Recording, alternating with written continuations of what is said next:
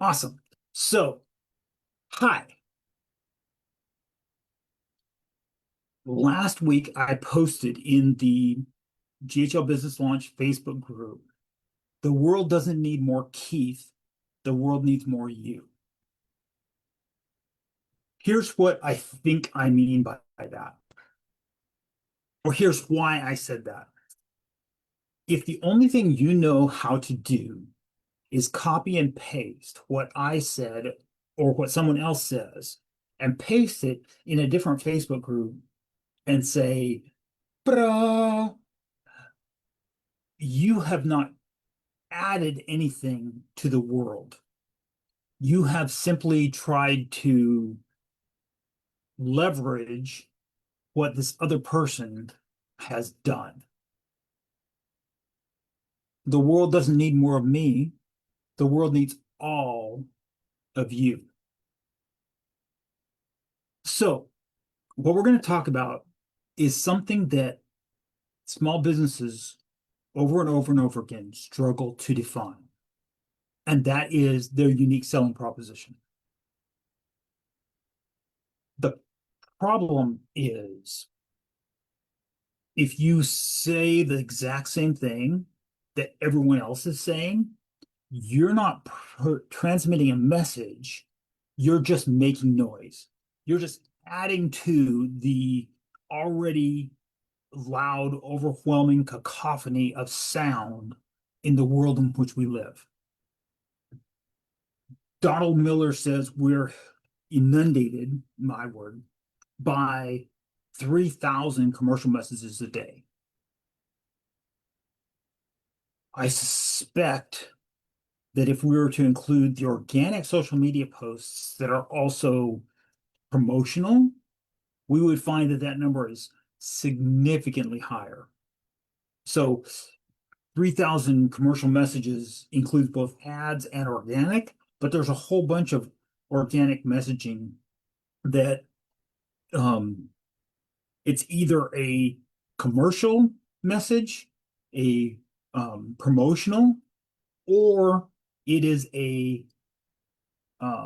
political, agenda-driven message. So it's marketing, it's just marketing of a political position as opposed to marketing something that is directly for sale. But that doesn't make it any less of a marketing message.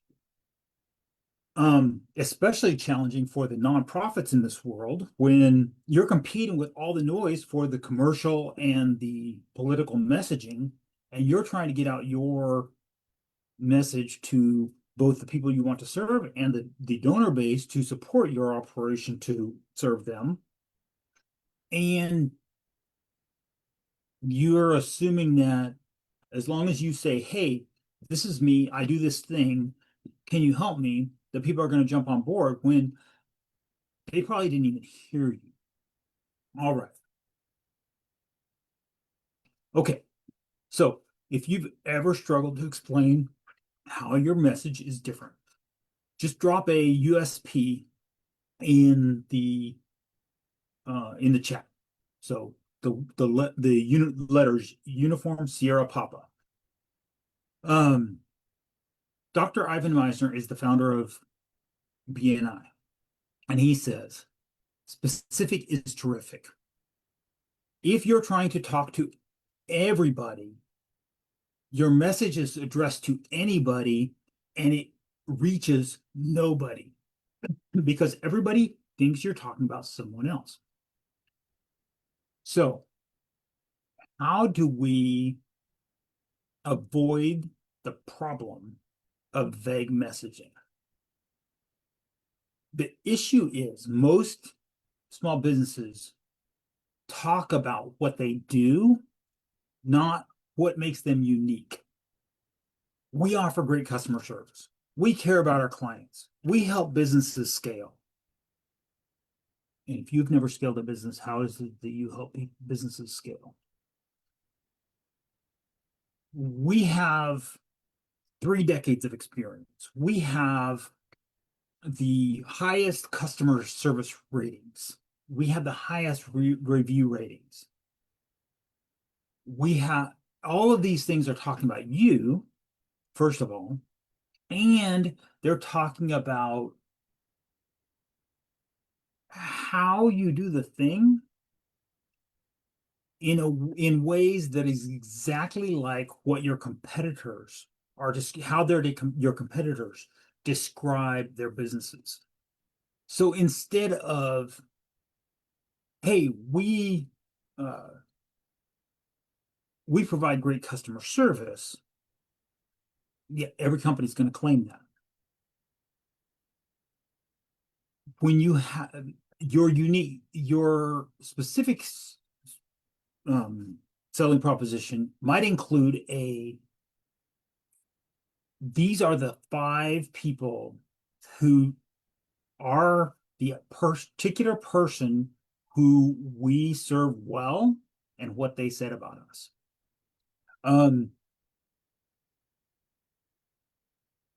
When your target market is, there's a minimum of 5 demographic items, and depending how you mix them, you might get away with only having 3, is what Devin Tracy says. You might get away with only knowing 3 of the 5. But the more precisely you can get all 5, the more likely you are to speak to the person. So when human beings recognize a pattern when we see 3 things. So when 3 things are aligned, we see a pattern. However, they don't yet know that you're talking to them until you align all 5.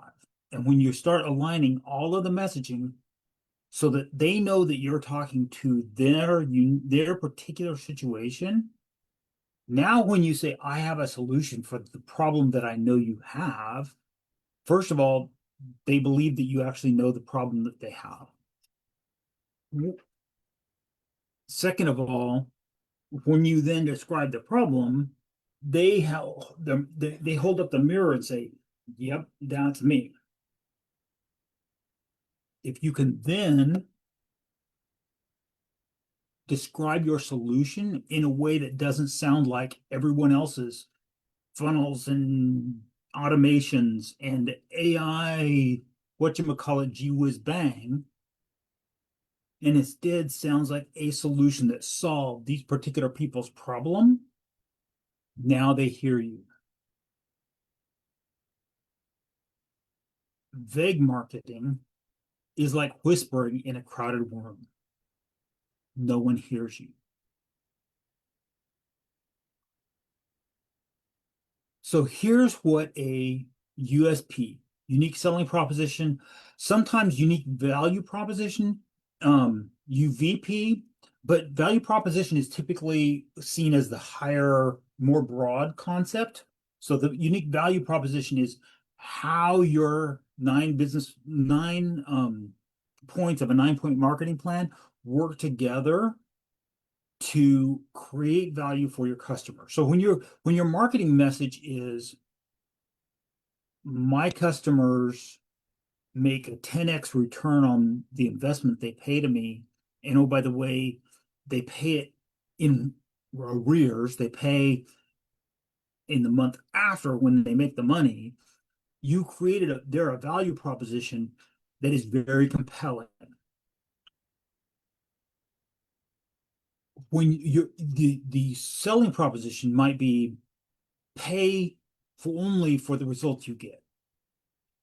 The unique selling proposition isn't just a slogan. It's not your tagline. Your tagline is a memorable way for your audience to remember who you are. Your selling proposition is the answer to the question, why should I buy from you? And if your message sounds exactly like everyone else that does your thing, then I don't have a compelling reason to even continue the conversation with you, let alone do I have a sense for how you're differentiated. Arnaldo Hacks is a business professor at Harvard, or was when he wrote his book. I don't know if he's still actively in academia. He has a delta model, delta because of the shape of the Greek character delta. At the lowest level of service is a commodity. It's the selling proposition is entirely based on price. There's no differentiation. All you can do is offer more quantity at a lower price to differentiate yourself. At the other end of the base is differentiation, where you have presented a unique selling proposition with enough strength that they see, that the audience sees that you are offering something different to your competitors. At the top of the pyramid is a locked-in service. What you do is so unique, and how you do it is so unique, and that once someone does opt into your way of solving that problem, it becomes very difficult for them to change to another supplier. If you're a commodity, if you're undifferentiated, then what happens is anybody that comes along that says they can do the same thing for a lower price pulls your customer away. When you're differentiated, what it allows you to do is say, I'm doing a different thing, or I'm solving the problem a different way. And once the person has agreed that your solution is a superior solution, now whoever comes along has to overcome your audience, your client, your customer's belief that you're doing something superior to the other options. If you're able to then do it in a way that provide that service in a way that is entirely locked in so they can't get the service anywhere else, it prevents them from what we call in the marketing industry churning. However, the reason it's a triangle and it's a closed triangle is the world is moving. Constant change is accelerating. And so it's very possible that even though you create a differentiated or a locked-in service, that someone else can come along and commoditize you by offering some different parallel offer. And this is the issue with, if your unique selling proposition sounds exactly like what everyone else is saying, even if you, in your way of framing it, you think you have a lock-in, you're being commoditized by the fact that you're using the exact same terms. And so when someone else says, I have that exact same, I have a service and here's my description, and it's the exact same as yours, even though yours requires them to lock in, from the customer's perspective, they don't see the lock-in. They see that this other person is offering the exact same set of features at a lower price. They have commoditized you. All right. So developing a USP. Who do you serve? What problem do you solve? How does it work? If you follow me, you will often see on social media, you will often see me respond to people who ask questions about, well, what do I do next? In whatever form that question takes. I will often answer with, who do you want to help? What problem do they have? Can you solve that problem? Worded this way, who do you serve? What problem do you solve? How does it work? If you cannot specifically describe who you serve or who you want to serve, then you can't understand what problem they have. So if you want to serve lawn care companies, but you've never been a lawn care company, you've never had a conversation with the owner of a lawn care company, you've never sat down and drank coffee and asked them questions about their industry, you can, from the outside looking in, think you know what problem they have. And you will, by nature, it's just common human nature, you will try to apply your product as a solution to their industry, even if their industry doesn't have a problem that you're trying to solve. So, um, if you're when you come along to this conversation at some point later, if you want to drop your business intro in the comments, um, this is a way to start your unique selling proposition. This is what I do. This is who I am. And what you're looking to write. So when I tell people to do the 9-point marketing plan exercise, I typically say write 3 sentences for each of the 9 segments, not each of the 9 points of the 9-point marketing plan. The reason is if you can't be if you can't write 3 sentences that are specific, if you're most of the time, if you write 1 sentence, it's probably going to be vague anyway. But if you write 3 sentences and it's still vague, then it means you haven't done the mental exercise to niche down your audience.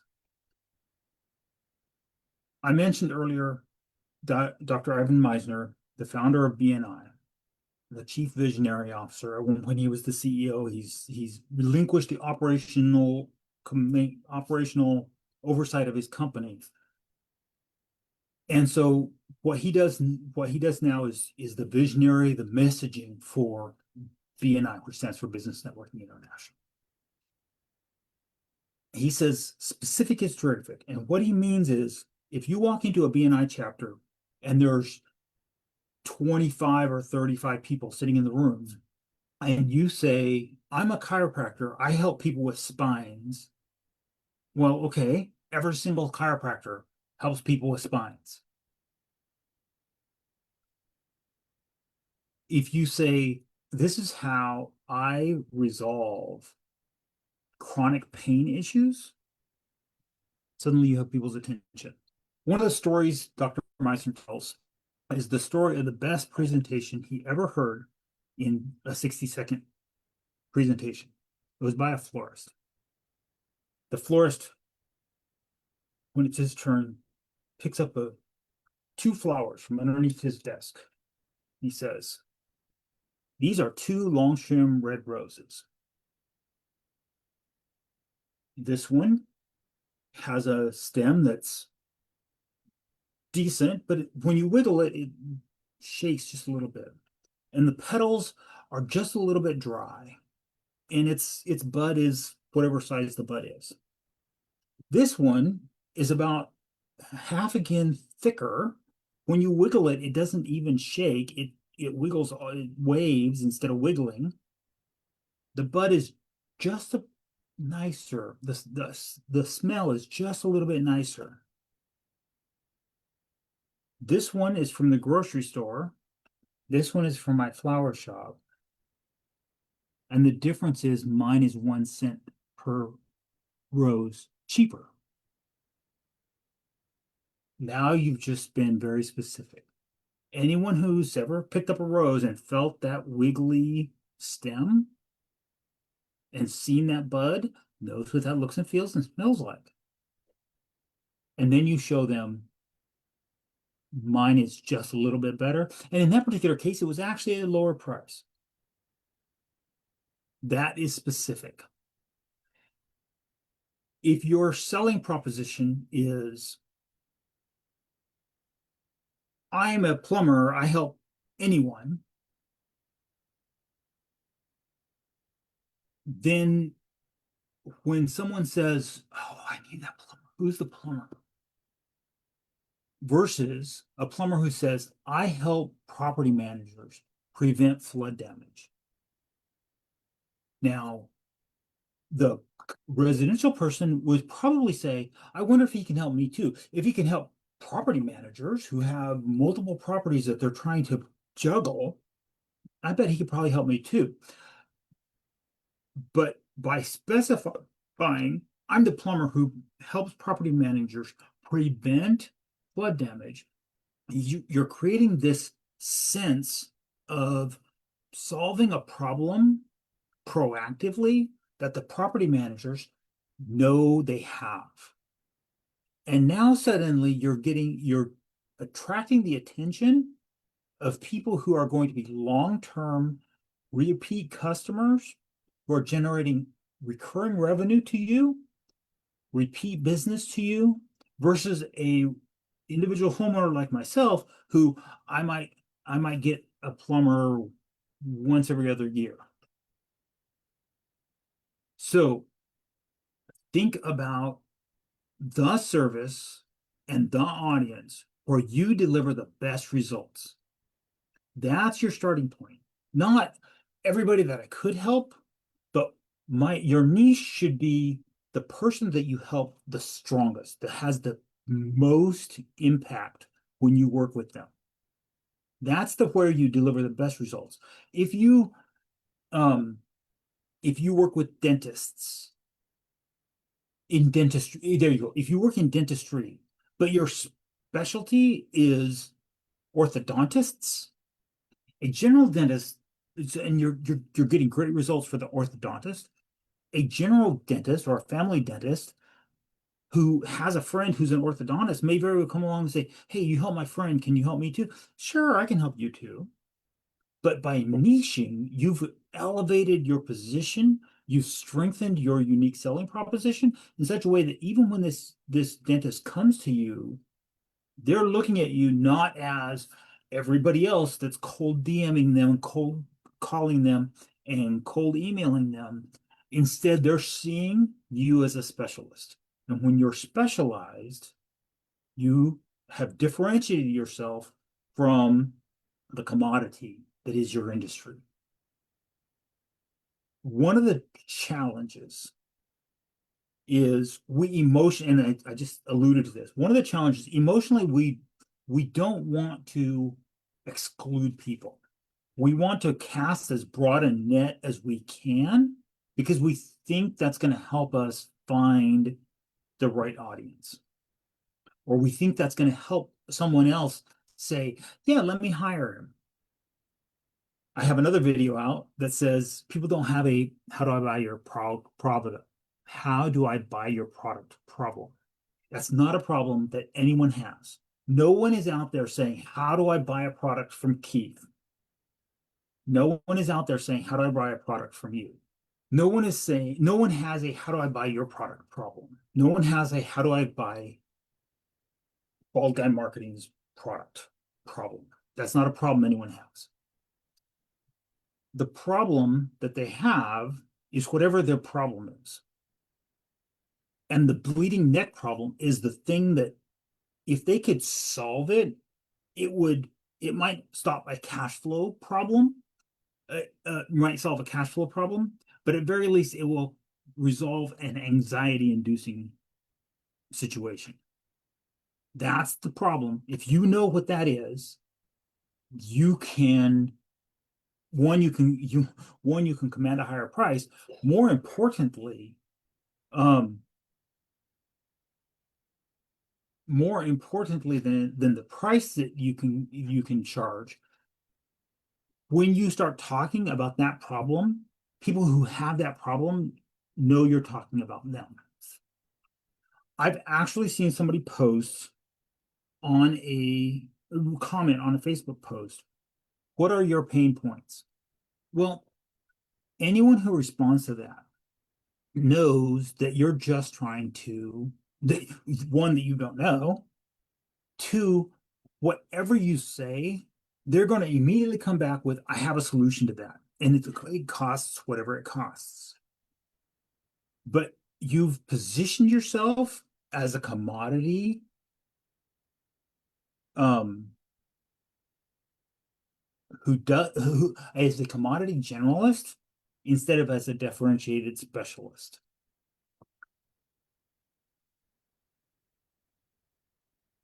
Sam Carlson is the owner of Uphex. And he says you should have a sub niche, not just a niche. So instead of home service providers, you should have HVAC providers.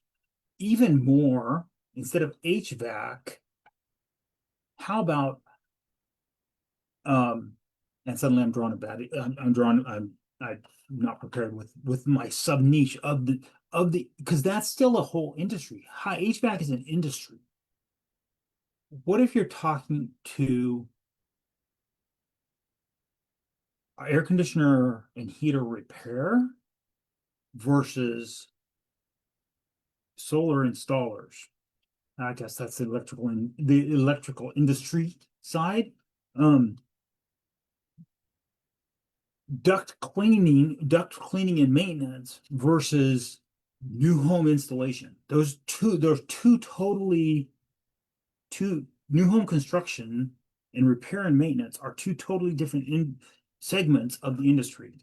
When you start niching down, the builder, the installer in new construction has an entirely different set of problems than the residential repair service provider on call.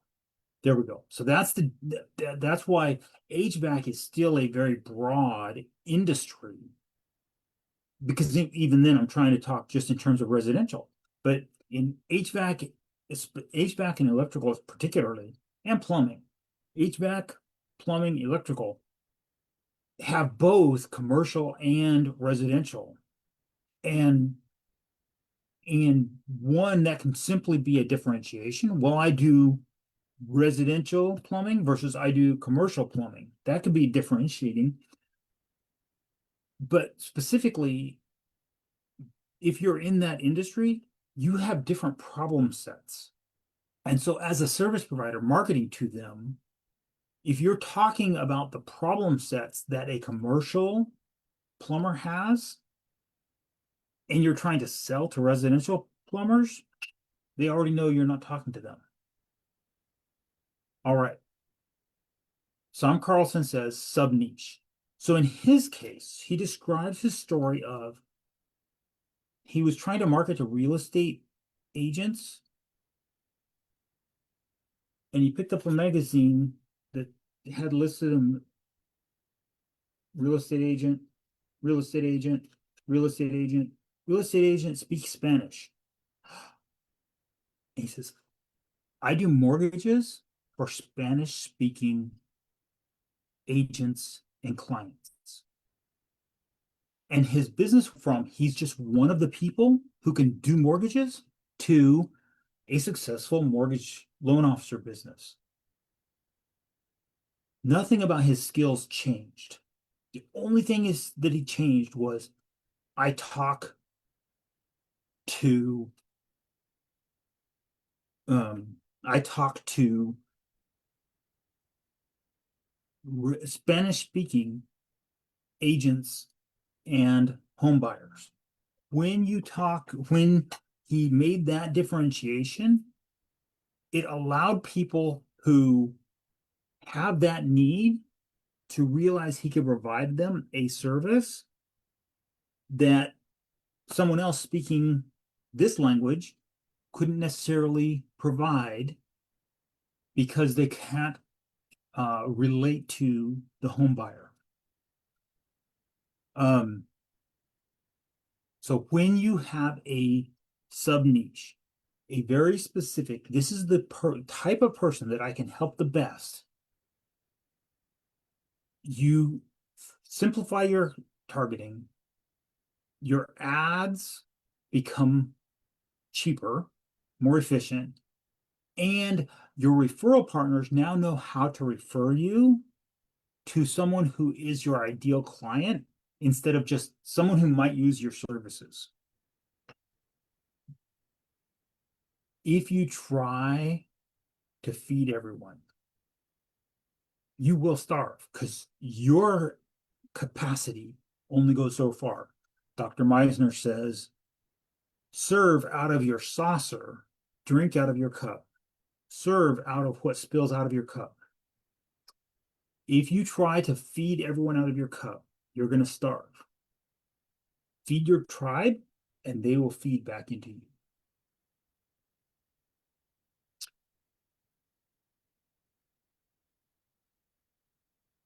Once your message hits the right people, What happens next matters more than the first impression. So here's what happens when you have this very generic, well, I do this laundry list of things. You don't, people don't resonate that that you're talking about their problem. Or if they do, they're going like, well, I know seven other people, and how do I pick which one?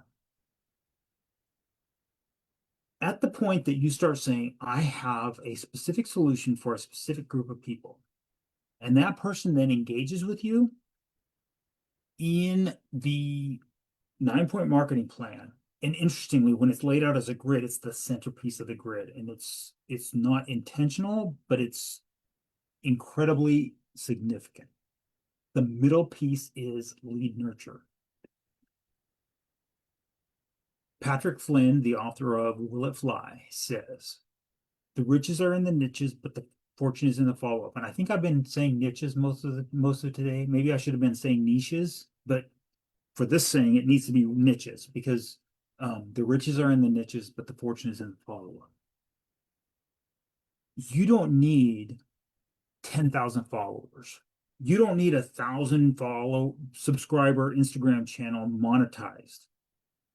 You need a consistent system to engage 1,000 people who actually care, 1,000 people who are your tribe.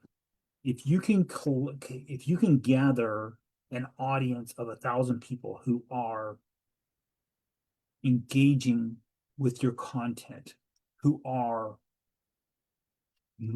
following your offers and your suggestions and your messaging related to the industry that you serve, you will be successful. You will serve that audience well.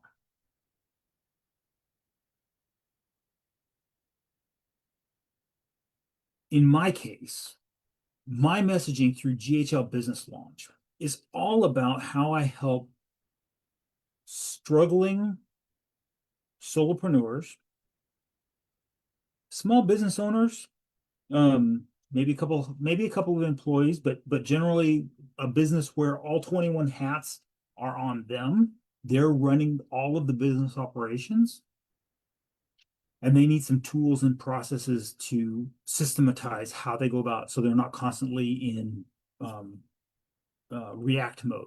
And I get the 21 hats from a guy named Dave Skipton. Advanced Business Builders is his business. It's all the different things that you're responsible for if you're the owner of a business. Freelancers and independent contractors and people who are automation specialists, funnel builders, especially in the high level world, who are trying to make a living with this set of tools, but typically their description of what they do is that laundry list. I do all of these things. Well, that list of things reads just like your that list of things that you can do reads like the landing page for HighLevel itself. I do all these things. Well, okay, you just said I'm a HighLevel user. You haven't differentiated yourself.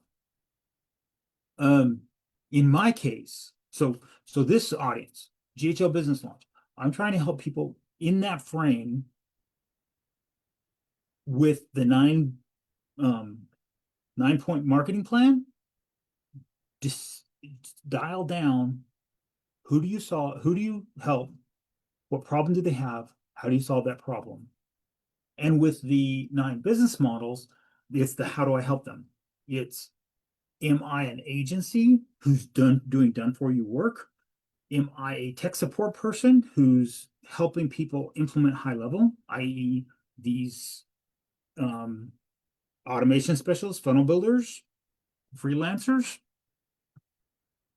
Are you an affiliate who is promoting HighLevel through your affiliate link, just sharing this is what HighLevel does for people? All of those are valid business models, but in each one of them, you still need to dial down your 9-point marketing plan so that you're talking to an audience that knows when you're talking to them and what problem you're helping them solve. So define your USP, be specific, drill down to a sub niche, and follow up. It's easier to engage 1,000 ideal prospects consistently than 10,000 people that you don't know. The Dunbar number says that each of us can have only 150 close personal relationships. I don't know that I don't know that the analysis that is that number is actually valid. And maybe the number is 250, but it's certainly not 100,000. More significantly, the advent of social media has meant, as Devin Tracy says, Facebook is the most powerful communication tool that's ever been put in the hand of the individuals. I expand it to say social media in general is the most powerful communication tool, but the point remains. We can, each of us, you, me, you, all of us can reach way more people and engage on a consistent basis, way more people than we could even 25 years ago, let alone 125 years ago.